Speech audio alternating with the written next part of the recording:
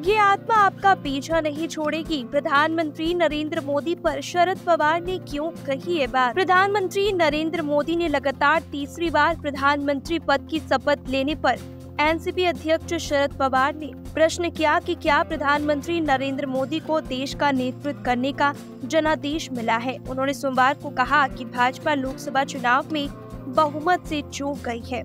केंद्र में नई गठबंधन सरकार बनाने के लिए उसे अपनी सहयोगियों का समर्थन लेना पड़ा। शरद पवार पुणे से करीब 125 किलोमीटर दूर अहमदनगर में एनसीपी के 25वें स्थापना दिवस के अवसर पर एक सम्मेलन को संबोधित कर रहे थे। इस सम्मेलन में पार्टी के नवनिर्वाचित सांसदों को सम्मानित भी किया गया। पवार ने कहा, नरेंद्र मोदी ने प्रधानमंत्री के रूप में शपथ ली, लेकिन शपथ लेने से पहले क्या उनके पास देश का जनादेश था? क्या देश की जनता ने उन्हें सहमति दी थी? भाजपा के पास बहुमत नहीं था। उन्हें तेलुगु देशम पार्टी और बिहार के मुख्यमंत्री नीतीश कुमार की मदद लेनी पड़ी।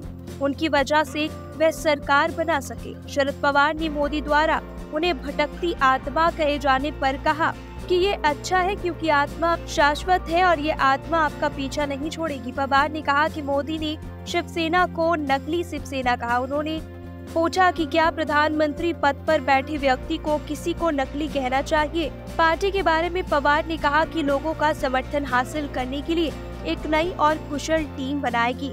शरद पवार ने कहा कि भाजपा के नेतृत्व वाली नई एनडीए सरकार पहले की सरकारों से अलग है। चुनाव के दौरान मोदी जहां भी प्रचार करने गए वहां उन्होंने सरकार को भारत सरकार नहीं कहा। उन्होंने मोदी सरकार और मोदी की गारंटी कहा था, मगर आज वह मोदी की गारंटी नहीं रही। पवार ने कहा कि आज मोदी सरकार नहीं रही। आपके वोट की वजह से उन्हें मोदी सरकार की जगह भारत सरकार कहना पड़ रहा है।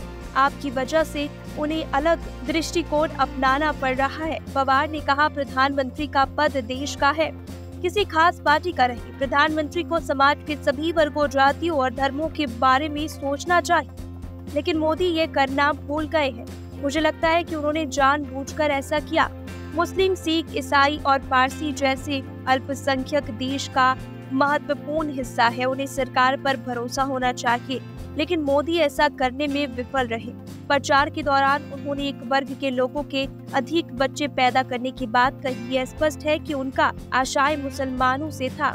पवार ने आगे कहा, उन्होंने कहा कि अगर सत्ता इन लोगों के हाथ में चली गई तो वह महिलाओं के मंगलसूत्र आदि छीन लेंगे। क्या देश में कभी ऐसी चीजें हुई? उन्होंने यह भी कहा कि अगर विपक्ष सत्ता में आया तो अगर किसी के पास 2 भैंस है तो वे एक भैंस भी छीन लेंगे। क्या प्रधानमंत्री को इस तरह की बातें करनी चाहिए? मोदी ने दूसरों की आलोचना करने में संयम नहीं दिखाया।